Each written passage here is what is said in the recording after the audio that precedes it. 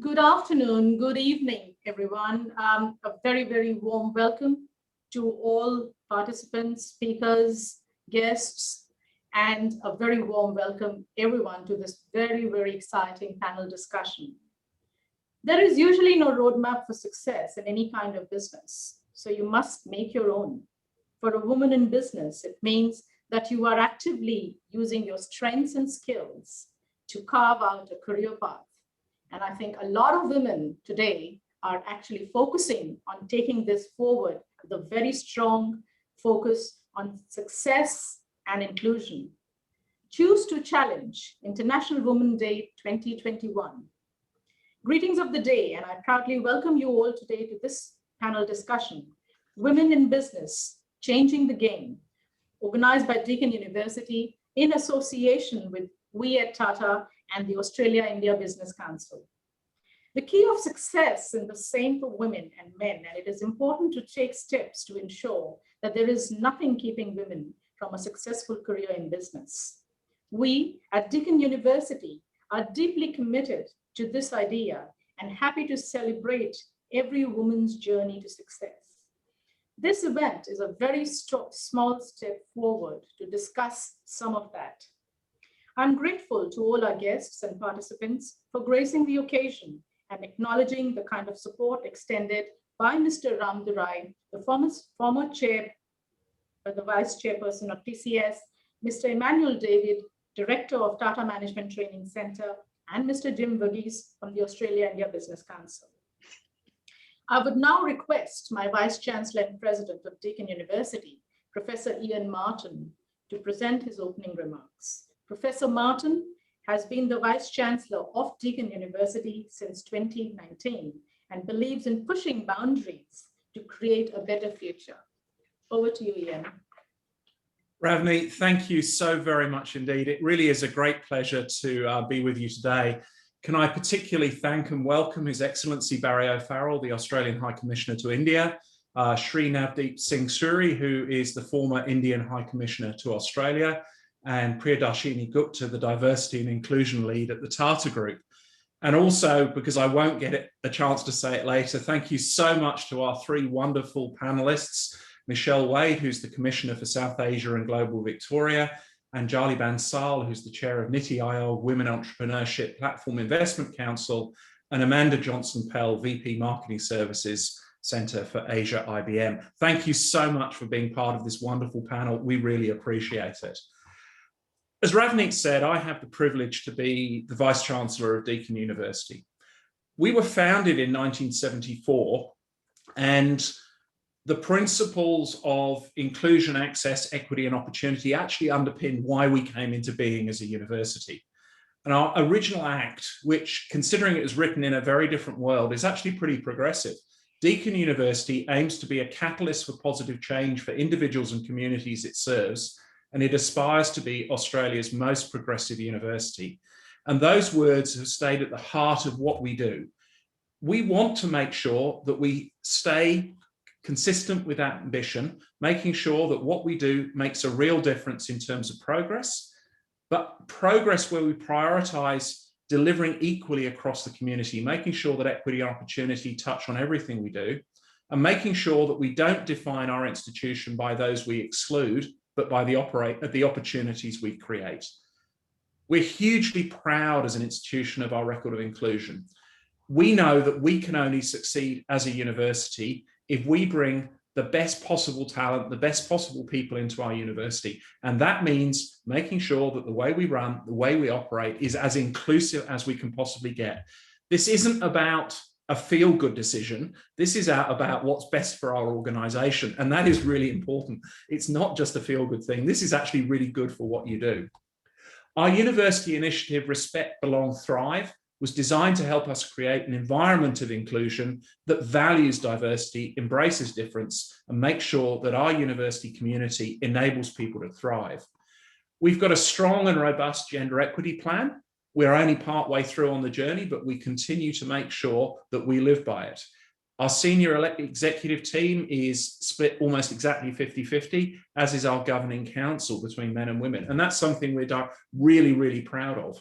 We're recognised by the Workplace Gender Equality Agency for 15 years as a women's employer of choice. We've got a Sage Athena Bronze Award for the way we look at research. And we've got a gold medal from the Australian Workplace Equality Index. Now, all of that's great, but a bit like university rankings, they tell you something, but what they don't tell you about is the culture on the ground. And the culture on the ground in the organisation is what really matters. And we really try hard to make sure that that sense of providing an environment where everybody can thrive is critically important. We know we're only going to succeed if we have that inclusive, respectful community that benefits everybody with us. We know that we won't be able to do what we need to do well without that inclusion. But we have to remember that things are not perfect. The pandemic has touched every organisation, and whether it's in Australia or globally, we know that women have been impacted more in the labour market by changes from COVID-19 than men. Women's jobs, 1.8 times more vulnerable. Overall, women account for about 39% of global unemployment, but over the course of COVID have accounted for over half of the job losses.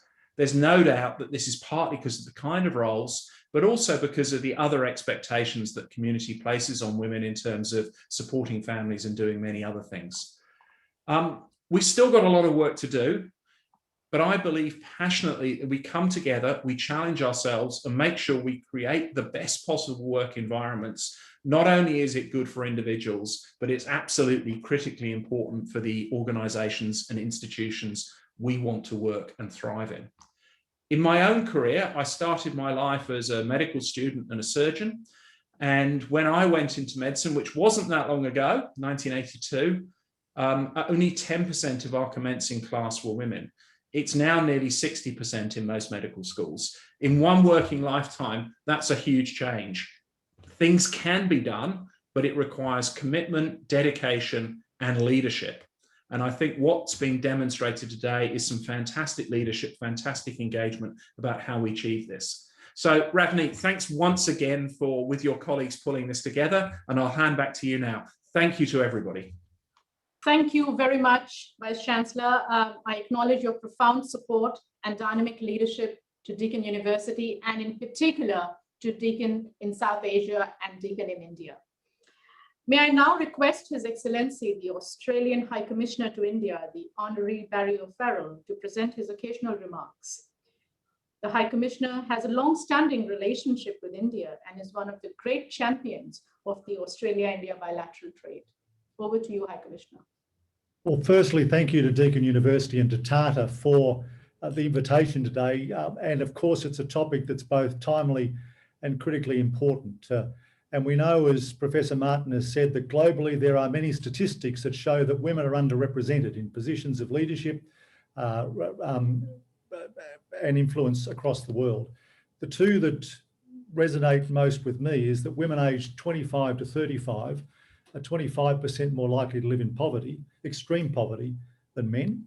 And because of my background, that only 1 in 4 seats are held by women in national parliaments. And obviously achieving gender equality will continue to elude us if women are absent from leadership positions, whether it's in politics, business, or the broader community. And certainly women are as capable as men, and often more so, something reaffirmed by many involvements during the pandemic we've witnessed over the past 12 months. My boss, Francis Adamson, pointed out this week that we're closer to achieving gender equality amongst Australian ambassadors, high commissioners, and consuls around the world, and that's as it should be. But as she pointed out, we've had them in her time in Kabul, in Baghdad, in Beirut, everywhere. There's nowhere that they can't go. And I think that's the right attitude when it comes to demonstrating why we need to tackle this issue. The question's not the problem. The question is, how do we change the game? And of course, in Australia, we've seen progress over the past 20 years in relation to gender equality. Across the public sector, women now hold 48% of board positions, the highest since figures were first collected in 2009. The Australian Senate achieved gender parity for the first time on the 12th of September 2019. Something even more significant when you consider that in its first 70 years of existence, only 6 women were elected to that chamber. In the corporate world, gender diversity has also increased significantly, at least on ASX 200 boards across the last decade. And of course, we know that about a third of all Australian businesses are run by women, a figure that increased over the past 12 months.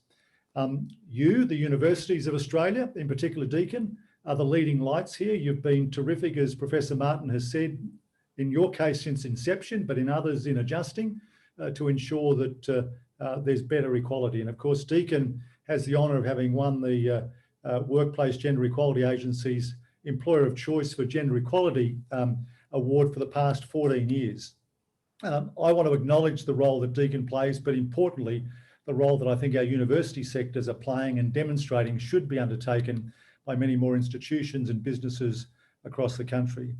Australian sport is also making some progress. I note that the Australian national soccer players now get paid the same as their male counterparts. That's not true in all sports, but we're heading in the right direction. So across the board, there are many working across Australia to increase the number of women in leadership positions and in formal employment, while concurrently seeking to reduce gaps in income. But I think we all recognise there's much more that needs to be done, both in Australia, in our region. And happily, Australia is working with partners across the Indo-Pacific to support women leaders. We're doing so through practical programs in the Pacific. But I also wanted to highlight that we're doing it in other ways as well. Yesterday morning, I visited Asha, which is a not-for-profit here working in the slum of Mumbai, effectively run by women, in particular Dr. Kiran Martin, dealing with both boys and girls in their education, encouraging young girls to continue in education and not marry early to ensure they have greater options in life, but also through a mothers group supporting women across the slum. So these women have organised themselves into what in our country would be called street groups, where they've got 25 homes they look after. If there's problems there about water, about electricity, about other issues, it's those women who come back to this NGO to discuss the issue and then approach whether it's council, whether it's the state MP or the federal MP. That's the way in which, and that organisation is supported by money on the ground from Australia, the Friends of Asha, and many other people around the world. But it's an example of sorts of programs that are being conducted to try and ensure that women have the same opportunities as men, the same life expectancy that they should have as men, and the same opportunity to lead. And it was heartening yesterday, in fact, it was distressing yesterday, to hear one young girl tell the story about how the Asha volunteers had to convince her parents not to marry her off early so that she could finish her education and hopefully go on and be the social worker that she wants to be. So encouraging women into leadership positions is important for both society and our economy. You know, the economics of it are very easy. According to Bankwest's latest study, we know that having more women in leadership positions improves the performance and profitability of businesses. This means higher productivity, greater staff retention, a more balanced workplace, ensure institutions with more gender-balanced leadership are better run and more profitable. I'd also argue it's no coincidence this year that in many fields across COVID, whether it's government, whether it's science or business, some of those who have led the best have been women. And I think that's true if you look and think about those sectors. Having women leadership positions is not only beneficial to our societies and businesses, but it's also about supporting women in realising their potential, be it in politics, business, or in whatever field of endeavour they seek to choose. Put simply, women in leadership is good for our societies, our economies, and it's good for the global community. And across Australia, much is happening to support women leaders, but a lot more needs to be done, not only in Australia, but across the Indo-Pacific region, so that when we reopen our economies post-pandemic, women have even better opportunities to succeed in their fields and to take up those leadership positions that we know they're capable of. Thank you. Thank you, High Commissioner, for your very insightful thoughts. I'm confident that with your support and your leadership, we will have a more conducive work environment for women between the two countries. And I might like to add, you mentioned Asha. It is my privilege also to say that Deakin is contributing to a full 100% scholarship with Asha for the year 2021. So I'm really looking forward to that little support that Deakin is able to give through a Vice Chancellor scholarship that we offer in India. Thank you very much. The next person on my list is Shri Navdeep Suri, a career diplomat and a former Indian High Commissioner to Australia. Shri Suri is Distinguished Fellow and Director of the Center for New Economic Diplomacy and has been a very active supporter of the Australia-India relationship. Thank you for being with us. Over to you, Shri Suri. Thank you, Ravneet, and compliments on a very noble initiative to take up this issue. I, of course, never miss an opportunity that brings me and my friend, High Commissioner Barry O'Farrell on the same platform. Let me just say that at one level in India, it's easy to take a great deal of pride in the achievements of women business leaders like Kiran Mazumdar-Shaw in biotechnology, or Naina Kidwai in banking, or indeed Vani Kola for what she's done in venture capital, or the many wonderful startups and social enterprises that are being that are led by women. Many of us have seen the example of SEVA, the Self-Employed Women's Association, and the pioneering work that they did in enabling very poor women, really at the bottom of the pyramid, to become small entrepreneurs. But let me, take off my diplomats or ex-diplomats hat and don my new one, which is that of working at a think tank, and take the liberty of saying that while we want to bask in the achievements of the high achievers, there is just so much work that still needs to be done. I was seeing this report, which is jointly published by Google and Bain and Company. It said, the report is called Powering the Economy with Her, Women Entrepreneurs in India. And it said that women business owners could potentially generate 150 million jobs in India by 2030. And this is a 2019 report, so it's still fairly recent. And it sets you thinking about the difference in paradigm where women entrepreneurs could create 150 million jobs. Then you start looking at what are the constraints that come in the way, and what are the things that government or the financial sector or the tech sector or others can do to at least ameliorate some of those constraints. And looking at that, and when we were looking at some of these issues in ORF, one of the first ones that came up was access to credit. And there was this interesting report which said that on an average, women must make 4 or 5 visits to the bank if they are seeking credit, whereas a man asking for the same credit only needs to go once or at the most twice. What it means is that you really need a transition in the banking system so that women who are availing loans for business, for startups, or even for growing their MSMEs find it much easier. The second issue, which is kind of related, came up that even though there is a growing startup culture in places like Bangalore and Pune and elsewhere where women have been very dynamic, overall, India's data that I saw says that women in India run less than 13% of small businesses. And it brings up all of the related issues of mentoring, of mutual support groups, of training in managerial and technical skills for women entrepreneurs, and particularly of networks and alliances that are so crucial in building this collective agency and a collective voice for women. Even in the very progressive startups circuit, there is this feeling that in the investing circuit, women need to not only be at the pitching table, but also to be the financiers so that the whole cycle is diverse and gender sensitive, which really, I guess, means that we talk of one Vani Kola, but what about all the rest that we need in that space? And perhaps the subtext is that fewer men in suits in that space. The third point I wanted to bring up is about data. And Niti Aayog, I understand, has created a women entrepreneurship platform, which is a portal to provide knowledge and support to women entrepreneurs.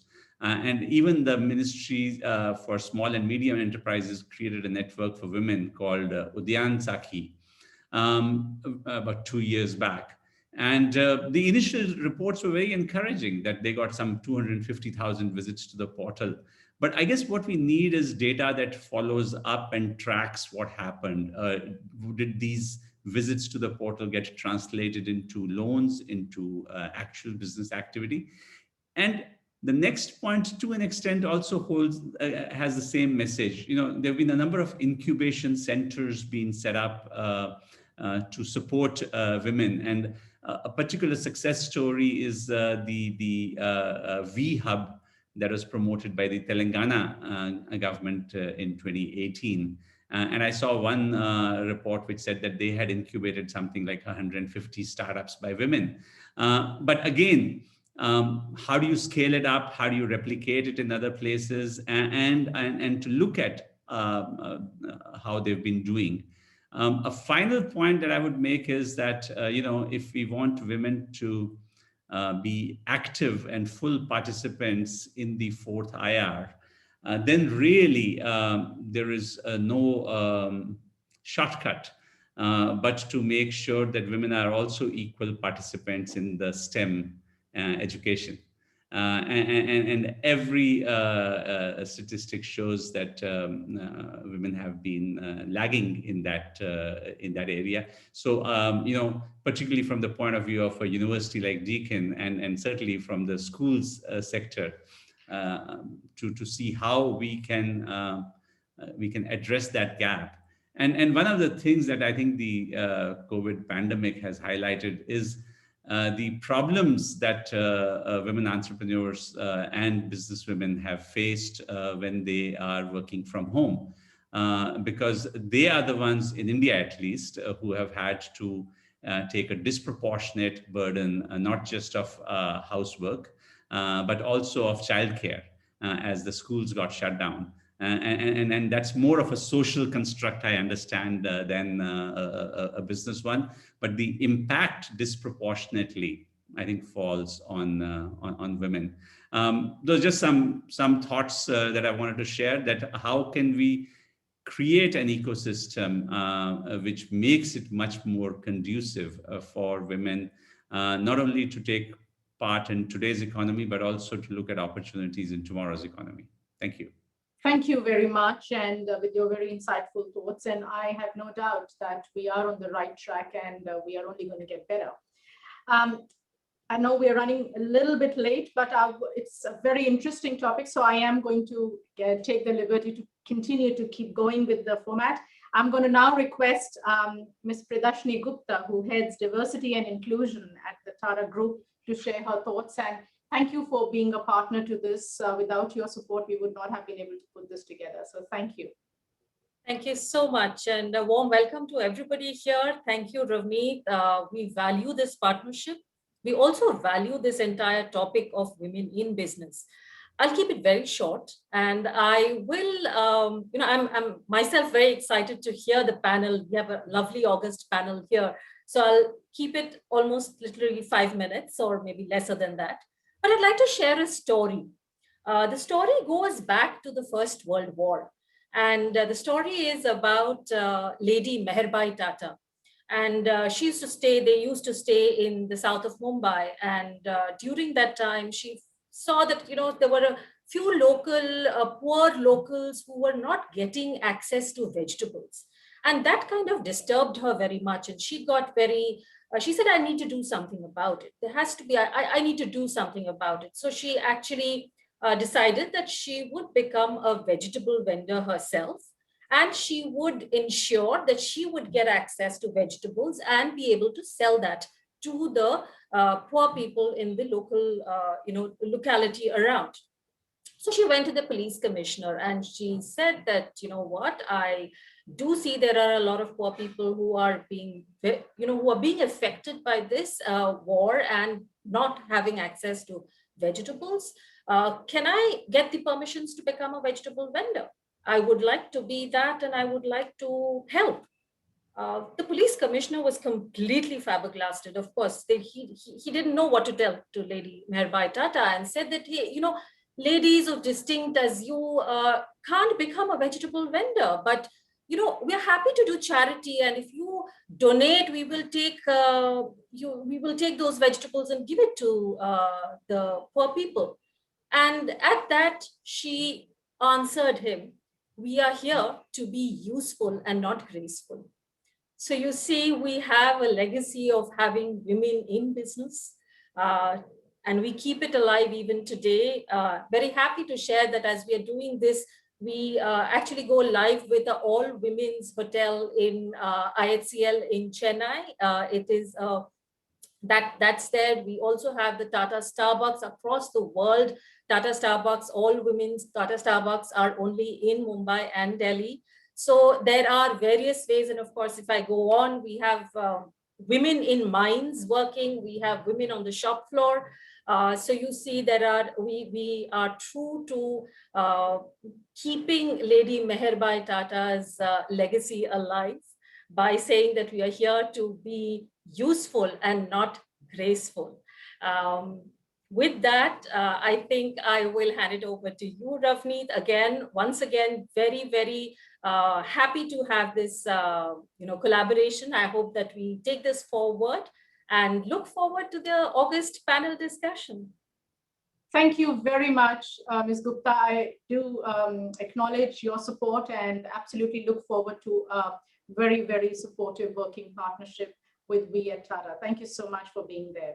Learning your way to do things that work for you and your life is important for anyone, but especially for women who bear the responsibility of business as well as home.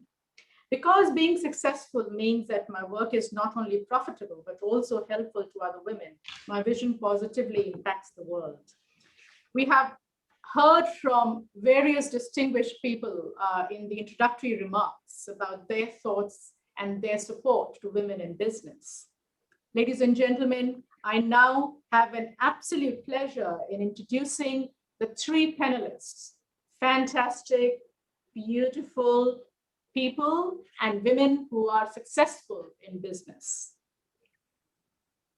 It is my pleasure to introduce Ms. Amanda Johnson-Hill, Vice President, IBM Marketing Services Center Asia. Amanda is a global leader in the fields of business, transformation, marketing, brand consumer entrepreneurship.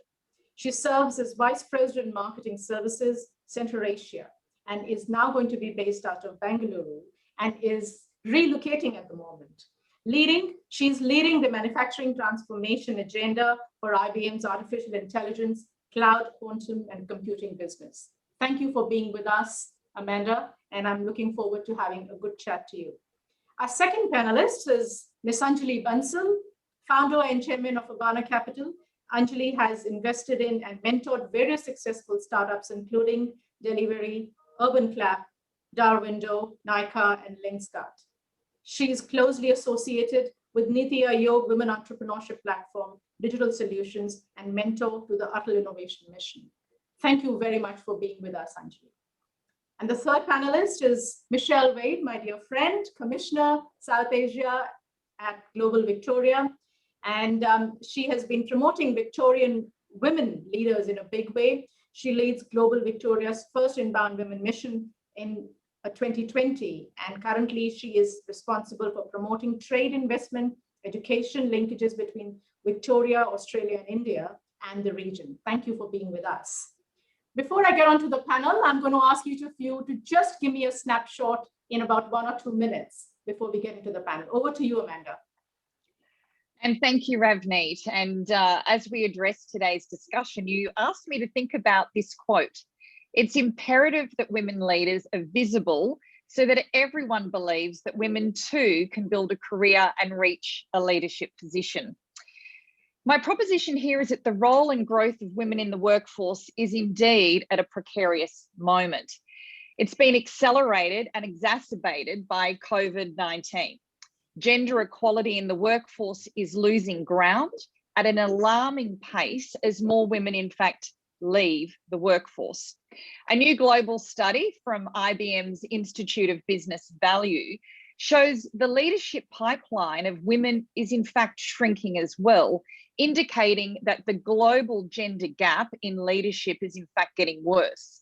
And yet, gender equality is still not a top 10 business priority for 70% of the organisations that were globally surveyed.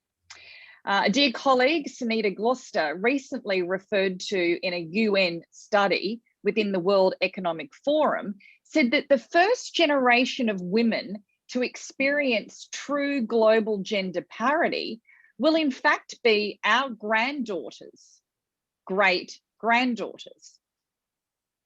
Let's just take stock of that. Some 99.5 years from today. Well, I have a 10-year-old son, and when I mentioned that to him, his face was bewildered. The theme of International Women's Day 21 is Women in Leadership, achieving an equal future in a post-COVID world with the purpose of forging a gender equal world where calling out inequality is key. A recent McKinsey report surveyed 95 countries, a staggering, they quoted, $12 trillion could be added to the annual global GDP by 2025 if women's participation was equal to men's. Now, if that figure's a little bit sort of mind-bending, other studies consistently express it at a company level, 15% growth. Now, you tell me, what board or shareholder wouldn't want that? So as the world rebuilds post-pandemic, we need to capitalise on the productivity of our entire workforce and minimise the barriers to workforce participation and leadership. Back onto the UN, they recently stated that the pandemic has taught us that fundamental change on a global scale can in fact be achieved quickly. There's an upside here. Imagine the last 12 months, we have in fact reimagined, restructured, innovated, adapted, repurposed systems we've built to become systems we need. So we can change. Like the pandemic, gender inequalities are a global humanitarian crisis, one that affects every person on the planet. This is a direct quote from the UN and Sunita. The UN this year for 2021 has declared a challenge, and this was very appealing to me. If accelerating gender equality matters to you and your organisation, now quite frankly, after today's addresses, who wouldn't agree? Don't commit to change, commit to accelerating change. We in fact need to do 100 years work in 10 years. Let me say that again, 100 years work in 10 years. Now it's the responsibility for all of us. All layers of society need to lean in. That's government, business, community, academia, mothers, brothers, daughters, sons. Let me just close by saying that at IBM, our pledge is to be equal, not only bringing more women into the workforce, but retaining them and celebrating them. Thank you, Ravneet. Thank you, Amanda, for those introductory and inspiring thoughts. And I have no doubt that with your time in India, you will add significantly to the support for women in business. Anjali, can I get your initial thoughts? A pleasure to be here and to listen to everyone, and various themes have been talked about. So I will start with an overarching thought and then break it up into three pieces: business, so corporate, startups, and society in general. So the overarching thought I want to start with, that we would be in a position to declare victory when 50% of the world's population is not considered diverse. It's absurd that we talk about diversity and are describing half the world's population. But that is the unfortunate reality in our workplaces today. And so I will stay with the workplaces. I'm an optimist, so I think we are making change. The slope of the curve is the right curve. Amanda, it's wonderful to see another STEM woman here. I started my career in a lab at ISRO. And I think some of the scientific institutions actually at the entry level, and I was also very fortunate to start my career, my business career at McKinsey & Company in New York, where doing FIG, Financial Institution Strategy Consulting, I was often the only woman in the room, whether it was clients or my own team. But I think some of us have been very, very fortunate to have received early mentorship and training in organizations that were actually quite gender blind. So my most optimistic hope really is for a gender blind future, sooner rather than later, where it is merit, performance, and your contribution that counts more than gender. Going back to the workplace, the only way we will have equitable workplaces is when we have equitable home places. So through COVID, we have seen a disproportionate burden of domestic work actually. So this work from home has not worked out for women. We have seen a decline in both urban and rural labor force participation on a secular basis across the last decade, in India certainly. And it fell further, another percentage point, full percentage point further during COVID. Amanda mentioned the contribution to global GDP and growth. Increasing women's labor force participation in India by only 10 percentage points could add about $770 billion to India's GDP by 2025. Our participation today stands at 9.7% urban, 11.3% rural. It's the 5th lowest in the world for India. So we have a lot of ground to cover. And yet on the other side, we have some terrific leaders in business, in government who are female. So India is a paradox, and we all know that everything you say about India, the opposite is equally true. So let's speak about business. Optimistically, the glass is more than half full. When we apply ourselves to it, things happen. So over the last 2 decades, and I've been part of various global and including chairing Dena Bank, which is very Indian, organizations, and I've seen the needle move. We used to have less than 4% women on boards, and through concerted action and regulatory and policy support, of course, with Companies Act and Kotak Committee and so on, that number is now 16%. And the key thing is, and I heard Shri Suri speak about that, there is a fallacy there are no women. Sir, there are lots of women, you just don't know them. And because we don't know them, we think they're not there, but they are very much there. They're there as entrepreneurs, they're there as board members, and I'm also seeing a Tata colleague here. I serve on a few Tata boards, very diverse, very open. So they're doing startups, they're investing, they're allocating capital, which is the ultimate power, and they're actually running businesses and driving governance. So the slope of the curve is positive, but a lot of work needs to be done. In startups, about 3% of total venture capital goes into female-led startups. And that could just be a function of there aren't that many. So we have to promote, we have to make them visible. They have to become visible, which takes me to the third point on there's one way of thinking that we must help the women, but I think women also have to help themselves. There are really 4 actors in this play. There is the individual, there is the organization she works in, there is the society in which the individual and the organization exist, and then there is the state that sets policy. So for the most part, most good states have actually done their jobs. We have enough laws that protect women in the workforce, wage parity and so on. Good organizations, and I'm not saying all, but good organizations are putting in place all the hardware of policies, systems, processes.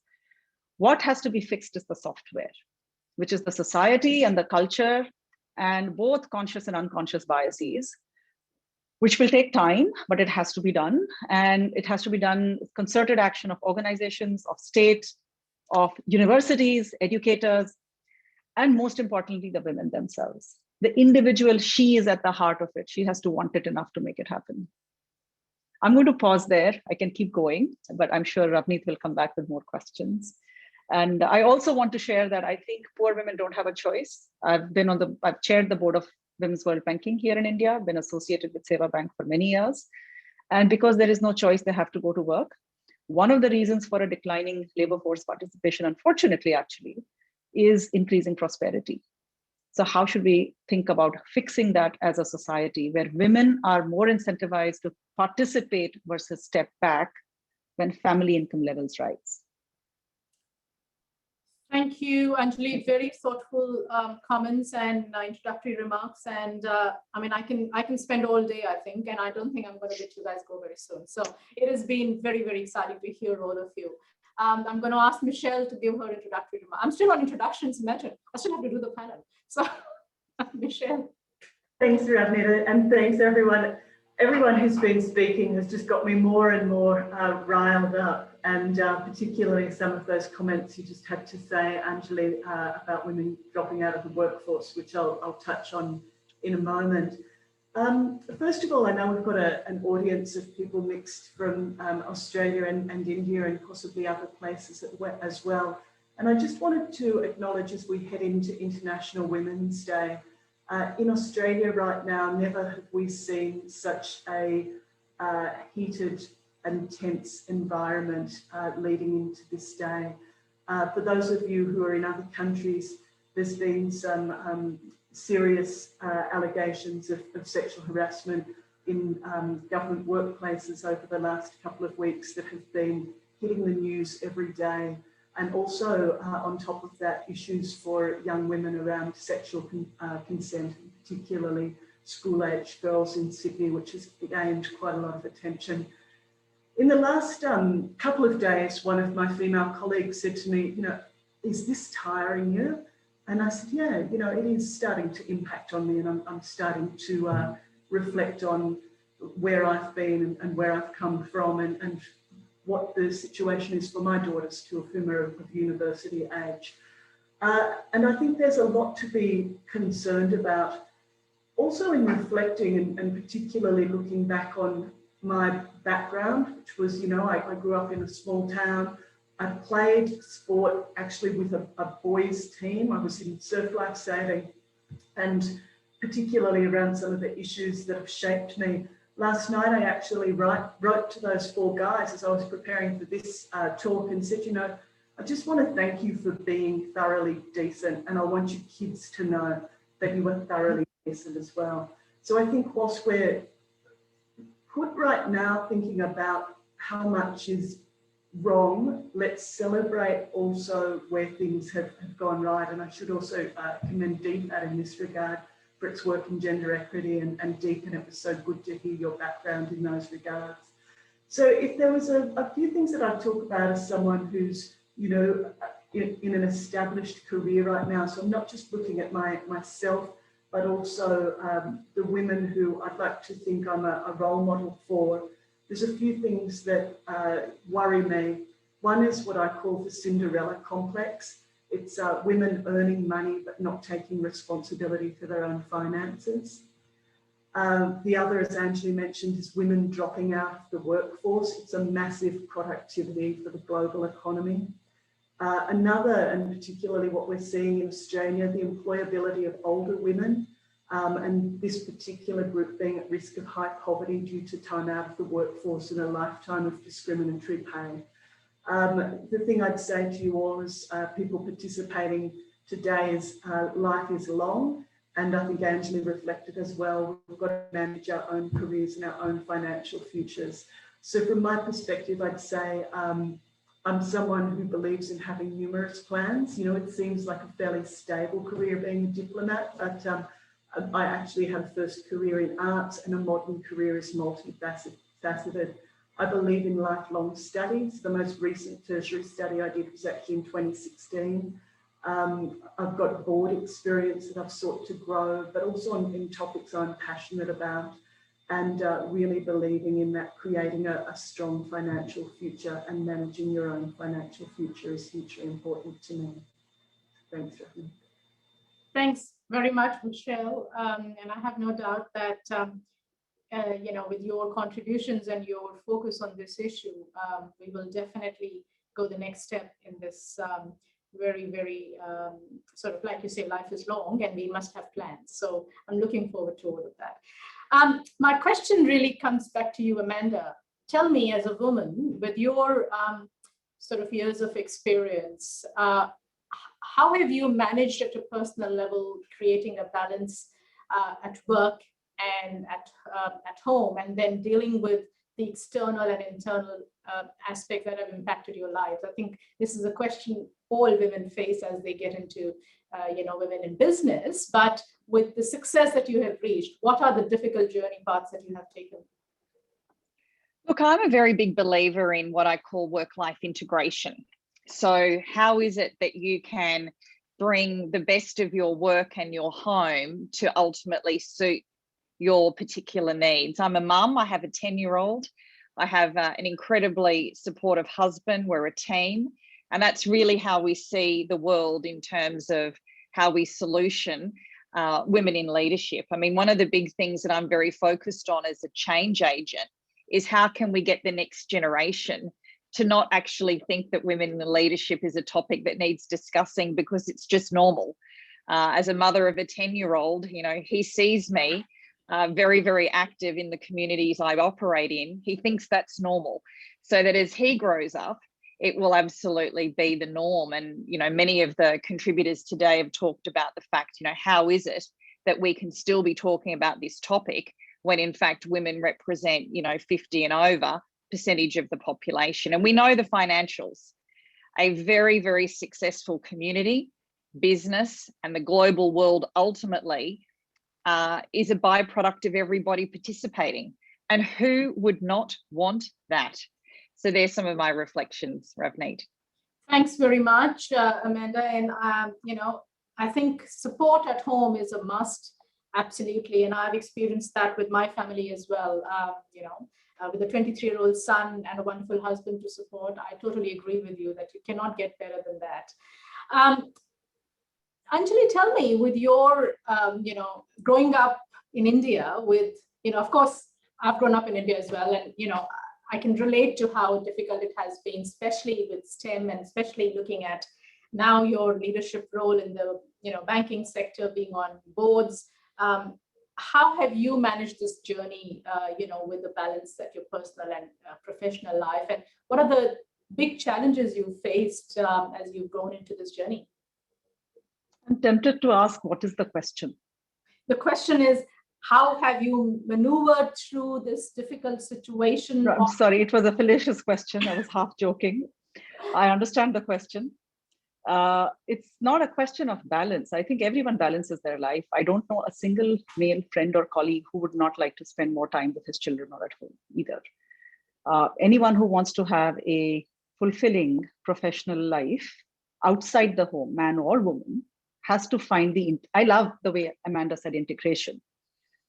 It is part of an integrated whole, right? You work, you live. There is no tension, so there is no need for balance. You work and you live. I have 2 teenage sons as well. And I think role models are important. Growing up in our household, when I talk about disparity, initially when they were younger, they would say, what are you talking about? Right? Until they grew up a little bit further, and then they saw that the world indeed does not have as much parity as they would have seen at home. So a supportive spouse, supportive birth family, supportive marriage family, if you will. I think the role of family becomes more important to women. Supportive spouses are important for everybody. Growing up in India, I'm again very fortunate to have had a family where you just didn't think that any doors were not open or avenues were closed because of your gender.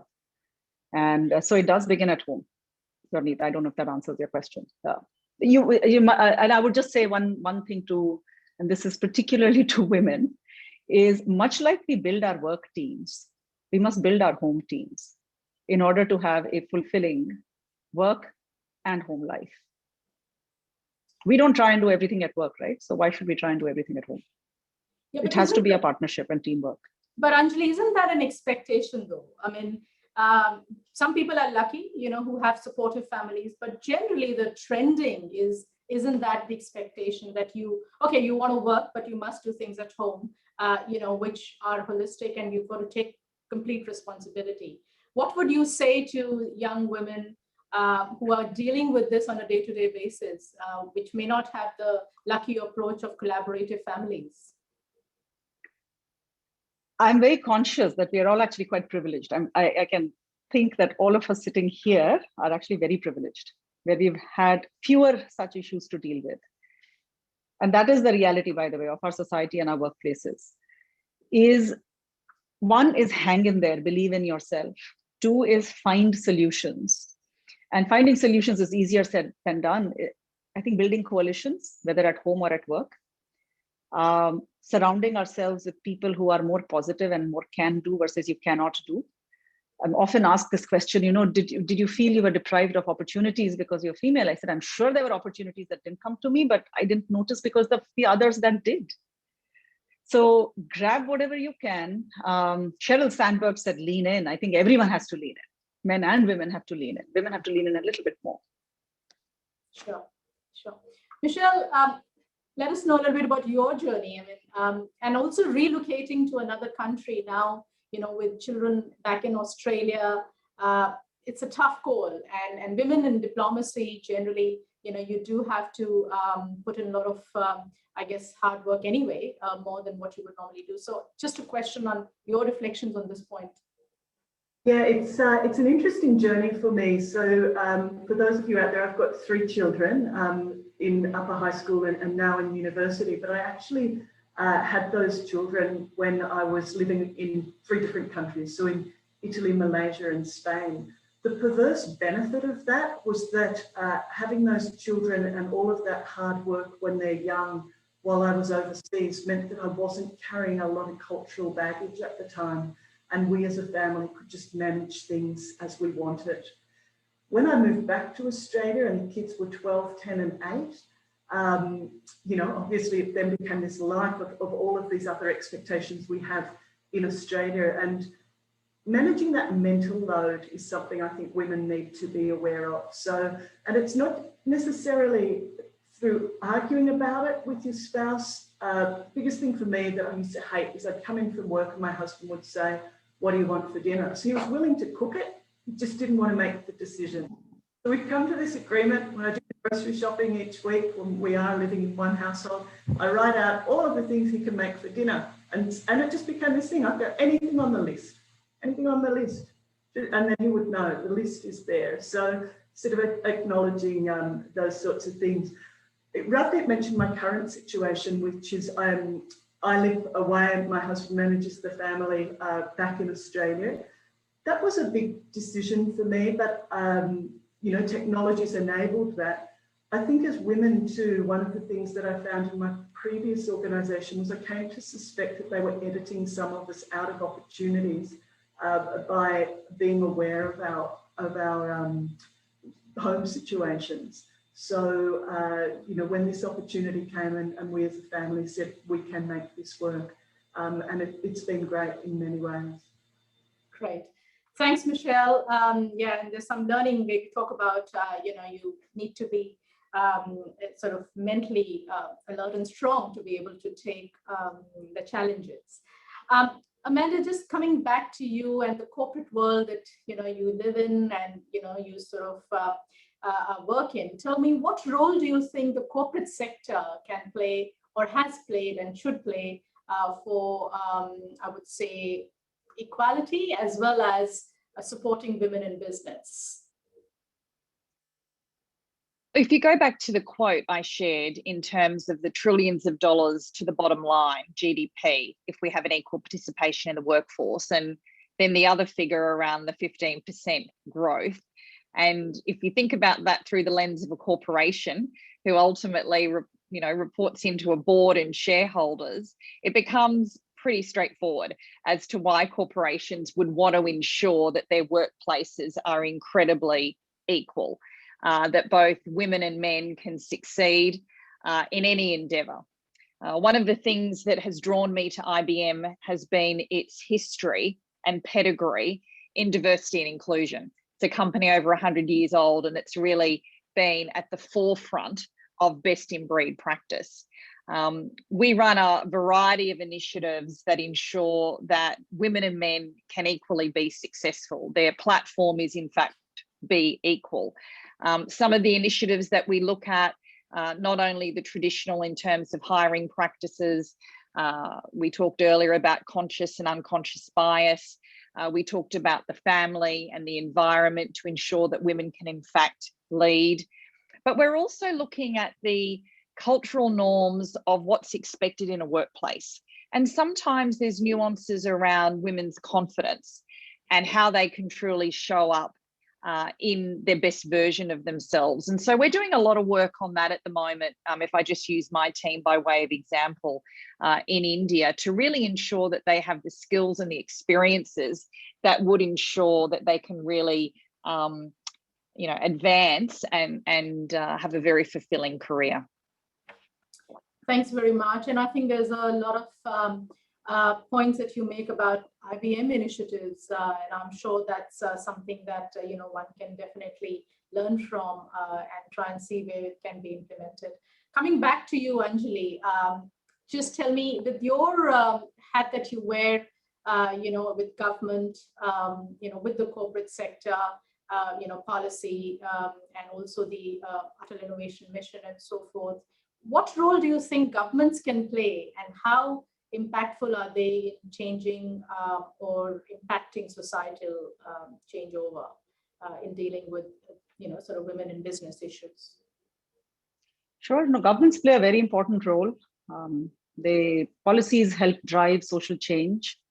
Policies also help drive change in the workplace.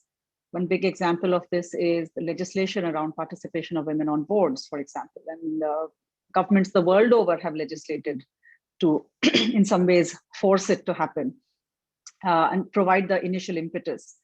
India mandated Companies Act 2013, at least one woman director, and then Kotak Committee, at least one woman independent director. And I mentioned the statistics gone up, women participation on boards gone up from less than 4% to 16.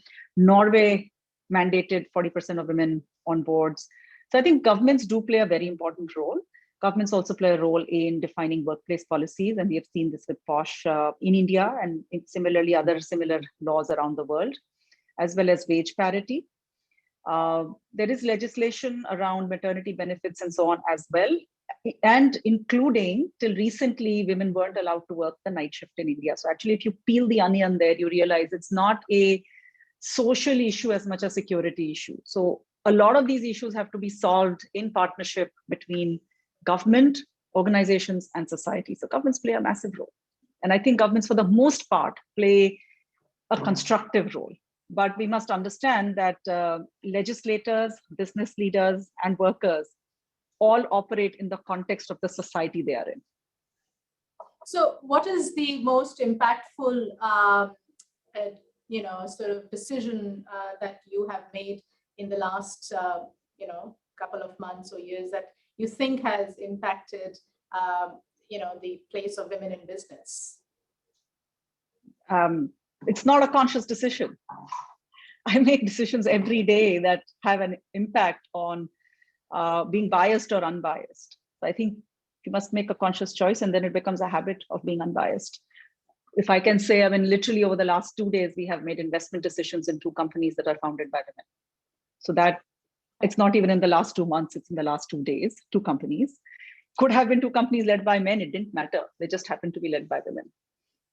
Yesterday, in fact, I must share with all of you. Yesterday in the ACT Summit, which is the coming together of the venture and startup ecosystem, we announced the ACT Pact for Women, and I'm going to reach out to IBM to sign up for that as well, is to support participation of women in the startup ecosystem, not just as founders or capital allocators. As capital allocators, we exercise a little bit more influence, but also to encourage startups to have more women in their workforces. Avana itself is a gender smart platform. We started in a gender smart way. We have signed up for the 2X framework. Our investment philosophy is not limited to gender lens, which is only women entrepreneurs, but we go and have the gender discourse in all our companies. And our companies are very, very high performing companies, terrific entrepreneurs. And the positive, and I am, like I said, I'm an optimist. And there's a reason I'm an optimist, because whenever we talk about gender, we don't face resistance. None of our startup founders, senior management, when we say, how about having more women in your teams? They say, absolutely. Yeah, that's fantastic.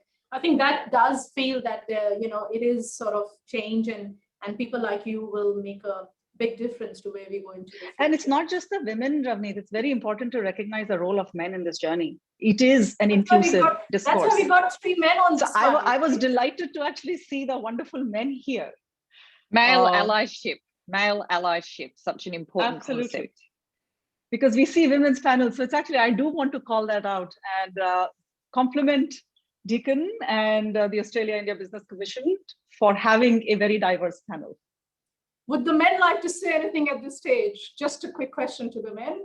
Ian, High Commissioner Navdeep, any thoughts on what role do you think men can play and how you have supported?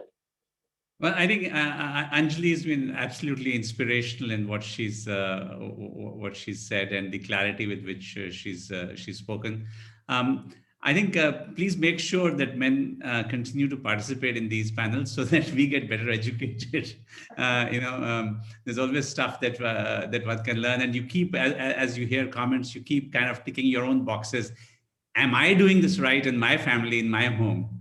And I'm fortunate that I have a working wife and 2 daughters who are also equally active, and they make sure that one guy in the family stays on the straight and narrow. That's fantastic. I think that's a very well point taken, that, you sort of reflect back and say, am I doing that right? And then you take that out to the next steps. Ian, any thoughts from you? Look, the panel discussion has been truly inspirational. And I think for me, it keeps you reflecting. I come back to a couple of the comments. Let's not forget, we shouldn't even be having this conversation. It should be just the natural. And I think our role is both to keep reminding people of that, but partnership leadership around this. And the other point that Amanda makes is, why would any organization not want to draw on the fullest possible talent pool out there? And to not draw on half the population is insane. And I think, again, we've got to keep on reminding ourselves of, this isn't just the right thing to do because it's the right thing to do. It's the right thing to do because it's really good for the organization you're in. So thank you, all of you. Truly inspirational. High Commissioner? Look, I think the panel demonstrates why we shouldn't be having the discussion, because we have the women that can look after us in the world. And secondly, Michelle Wade's reminded me that I should do more cooking at home.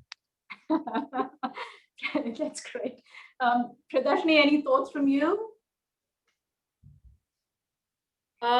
I think it's very important to have the men along with us. I think it's about gender balance and the magic of the middle path. It's not about one segment over the other segment. It's about equality and walking with each other. So very, very important. Yeah, great.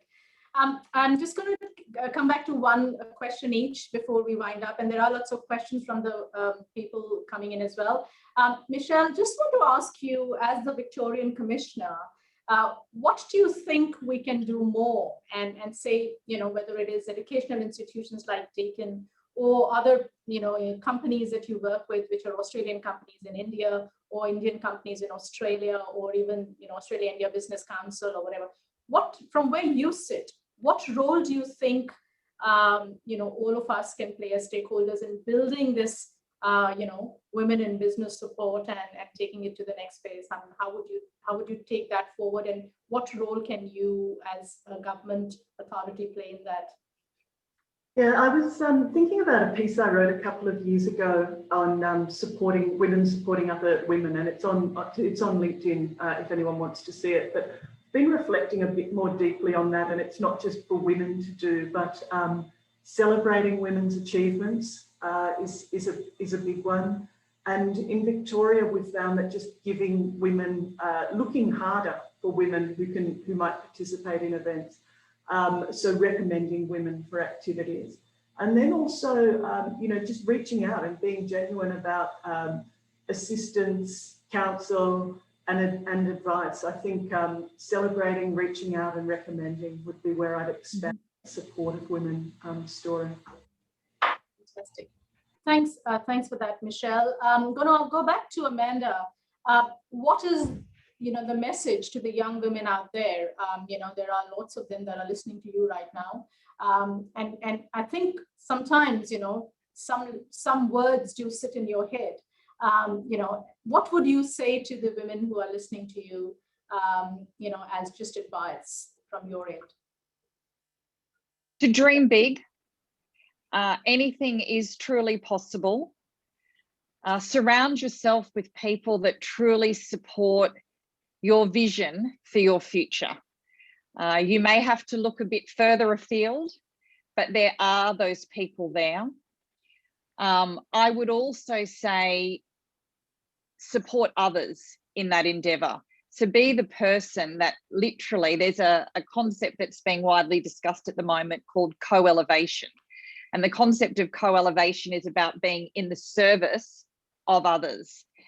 So as I think about the journey of equality, and we've had a fantastic conversation around male allyship, and that this is truly male and female together, I think if we think about the concept of co-elevation and being in service to each other, then it becomes a virtuous circle of giving. And I think with that in mind, we can truly impossible possible. Absolutely. I think the impossible possible is a great thought to leave people with, in terms of going forward into sort of, I think in these difficult, challenging times, not for women, but for everyone. But like Anjali said, I think working from home for women has not been that easy, I think, in that sense, and it continues to be a challenge. Anjali, your thoughts to the young women out there, and I think a lot of them would be seeing you as a role model. So what would you want to say to them? First, there are better role models than me, but never mind. That's beyond that. What I would say is support each other. The support you seek, you can start by first giving. Be kind to other women, be kind to men, of course, but be kind to other women as well. And I think it is important that women in business particularly take the time to support and mentor each other and really harness the power of collaboration. One. Two is don't forget the men. Actually, for a lot of people in our generation, our sponsors, mentors, champions were all men. And so get the men involved in your journey, build the coalitions, surround yourself with positive people, work jolly hard. There is no substitute. And then want it enough. You must want it enough.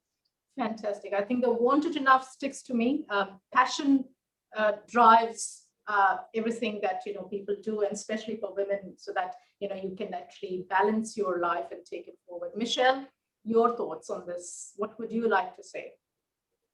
I think that brings it in just to what I was saying before. I like Amanda's points on co-elevation and Anjali's on support. It really is together. This is a collective where we've proven that society is better for equality. So let's work together. And as I said, for me over the next year, I'm just going to have a little note in my diary. Who have I celebrated? Who have I reached out to? Who have I recommended? And see if I'm able to do that every week.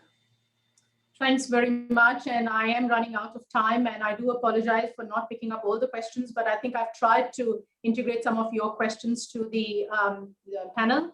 But I would just like to say that on behalf of Deakin University and we at Tata, Pradarshini, your group, and AIBC, I thank you all for taking our time to be with us. It has been a very inspiring discussion. Thank you to my Vice Chancellor and His Excellency. Thank you so much, High Commissioner Shri Navdeep Suriji. Thank you so much for being here. This is not where it ends. Deakin is committed to this. And I am going to reach out to each one of you to see what we can do as a group. Let's just get together as, we are 6-8 people on this forum today.